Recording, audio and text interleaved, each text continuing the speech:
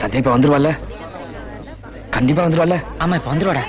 Collector அம்மா உங்களுக்கு தெரியுமா சார்? தெரியும் மாவா, நம்ம புண்ணிய சந்தியா நான் எடுத்து வளர்த்த பொண்ணாச்சே, அவளை ஹாஸ்டல்ல சேர்த்து படிக்க வச்சு இன்னைக்கு நான் இல்லைன்னா கலெக்டரா இருக்க முடியுமா ஐயா?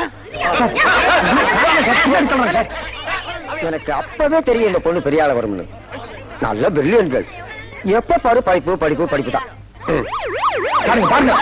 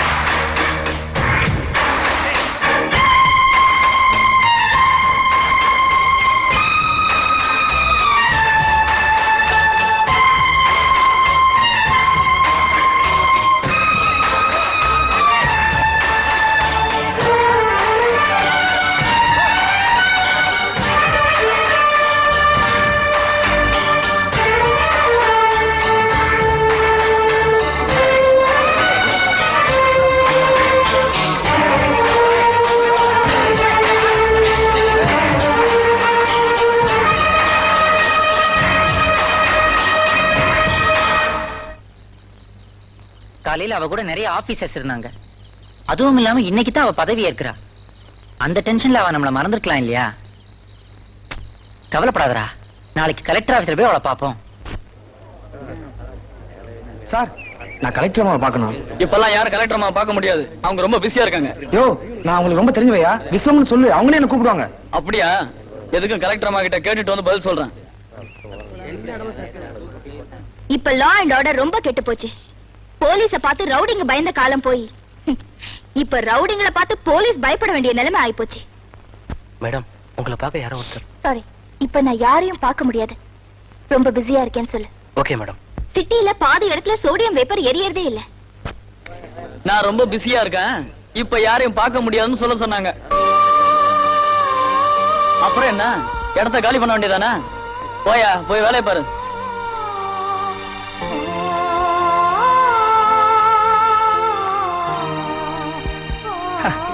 நாம வந்திருக்கோம் தெரிஞ்சோன்ன சந்தியா ரொம்ப சந்தோஷப்பட்டா. அவ சொல்றா, நீ ஏன் இங்க வரணும், சொல்லியிருந்தா நானே அங்க வந்திருப்பேன், நீங்க போங்க பின்னாலே நான் வரேன் அப்படின்னு சந்தியாவே சொன்னாளா? இல்ல, பியூன் கிட்ட சொல்லி அனுப்பிச்சா. பாடா.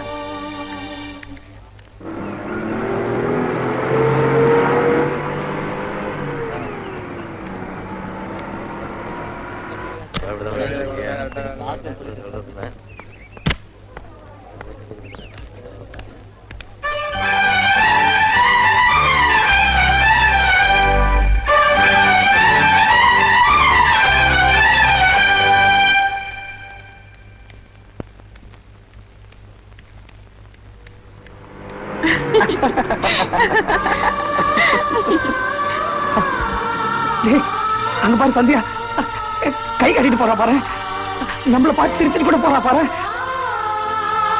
சிரிச்சா சிரிக்கலையா? அது ஒண்ணும் இல்லடா, நம்ம ராசி. இந்த பொண்ணுங்களை எப்படிதான் அவங்க முன்னேற வரைக்கும் நம்மள யூஸ் பண்ணிட்டு அப்புறம் தூக்கி எறிஞ்சிட்டு போயிடும். சந்தியா அவன் கூட சேர்ந்ததுல கூட எனக்கு வருத்தம் இல்லடா, ஆனா அவ கலெக்டர் ஆயிட்டா, நான் பிச்சைக்காரனாவே இருக்கிறடா. அன்புள்ள விஸ்வத்திற்கு சில தவிர்க்க முடியாத சூழ்நிலைகளால் நானும் ஆனந்தும் சேர நேரிட்டது.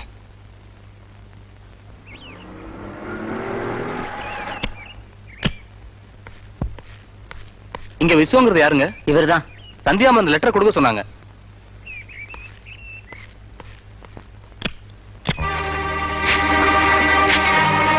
ஏன்டா அந்த லெட்டர் படிக்காம கிழிச்ச?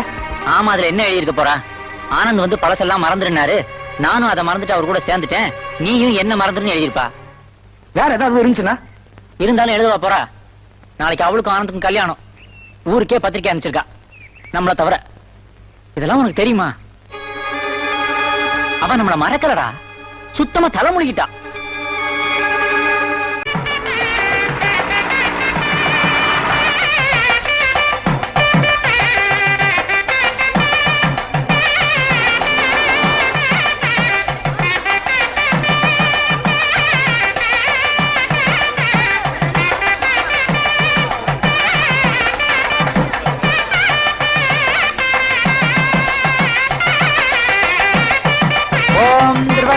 ராஜாவர்ணோ தேஜோ பிரகஸ்பதிகே இந்திர சாந்திரயாத்ரயாம்.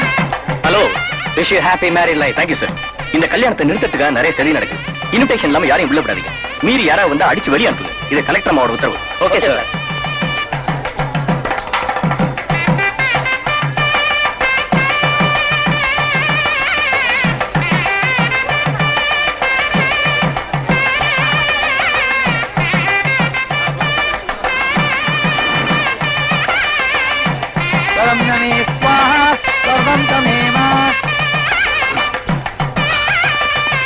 யார் நீ?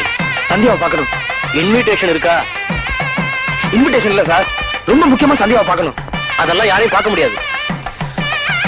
உங்ககிட்ட எனக்கு என்ன பேச்சு? நான் அங்க பேசிக்கிறேன். போகணும் சொல்றேன். என்ன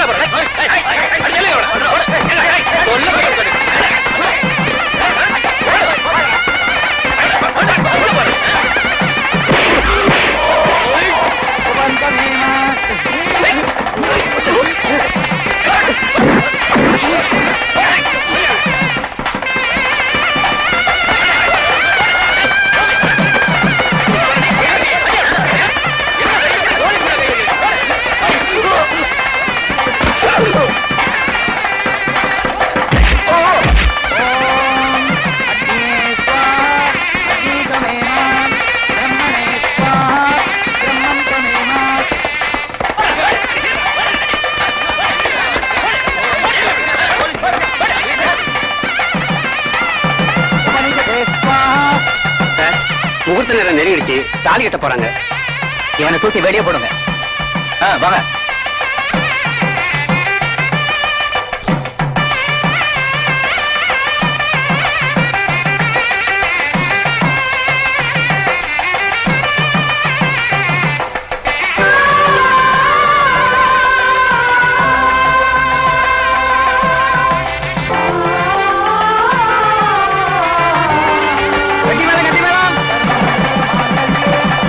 நீ கல்யாணத்துக்கு சம்மதிச்சுட்டு இன்னைக்கு தாலி கட்ட போற நேரத்துல 1000 பேருக்கு முன்னாடி ஏந்திரிச்சு வந்துட்டியே. இதுக்கு என்ன அர்த்தம்? இந்த கல்யாணத்துல எனக்கு இஷ்டம் இல்லைன்னு அர்த்தம். ஏன் இஷ்டம் இல்ல? ஏனா ஐஏஎஸ் படிச்சிருக்கிற ஏ ஸ்டேட்டஸ் எங்க? ஆஃப்டர் ஆல் பிஎஸ்சி படிச்சிருக்கிற ஓ ஸ்டேட்டஸ் எங்க? ஏமா ஸ்டேட்டஸ் பார்க்க இதுவா நேரம்? உங்க கௌரவ பிரச்சனைல அனாவசியமா கல்யாணத்தை நிறுத்தாதீங்க. அதெல்லாம் பார்க்க முடியாதுங்க. ஒரு விளக்கு எரியணும்னா ஒரு தீக்குச்சி அணையத்தான் வேணும். தீக்குச்சி அணையதேன்னு அனுதாபப்பட்டா அப்புறம் ஆயுசுக்கும் இருட்டுல தான் நிக்கணும்.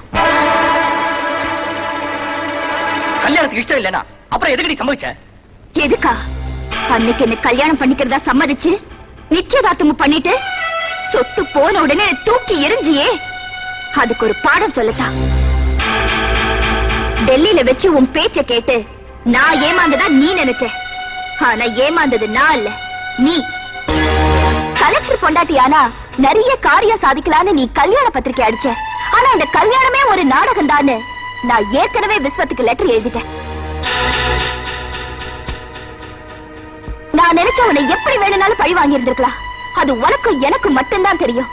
நீ எப்படி எங்க அப்பாவை 4 பேருக்கு முன்னால அவமானப்படுத்தினியோ அதே மாதிரி ஊருக்கு முன்னால உன்னை அவமானப்படுத்தணும்னு தான் தாலி கட்ட போற நேரத்துல உன்னை தூக்கி எறிஞ்ச.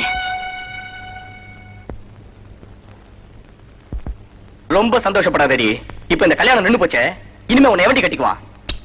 அத பத்தி எனக்கு கவலை இல்ல. ஆனா தாலி கட்ட போற நேரத்துல இந்த மாப்பிள்ளை எனக்கு பிடிக்கல, இவரை கல்யாணம் பண்ணிக்கிறத விட காலம் பூரா கன்னியாவே இருப்பேன்னு கல்யாண பொண்ணு சொன்னதா நாளைக்கு பத்திரிக்கையில கொட்ட எழுத்துல செய்தி வருமே. அப்ப எந்த முகத்தை வச்சுட்டு வெளியில வருவேன்?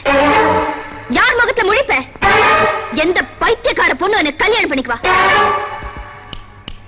எங்க உன் அந்தஸ்த வச்சு இப்ப நடந்தது நடக்கவே இல்லைன்னு பண்ணிட்டு பாக்கலாம். இப்ப தெரியுதா? அந்தஸ்துங்கிறது வீட்டுக்கு வெளியில மாட்டி இருக்கிற நேம் போர்டு மாதிரி. அது அடையாளத்துக்கு தானே தவிர அவசியத்துக்கு இல்ல.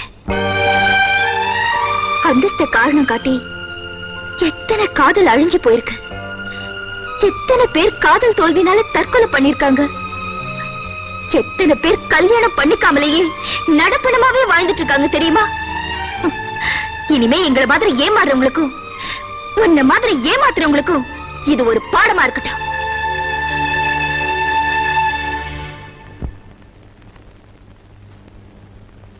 நல்லாரு நல்லாரு. Wish you all the best.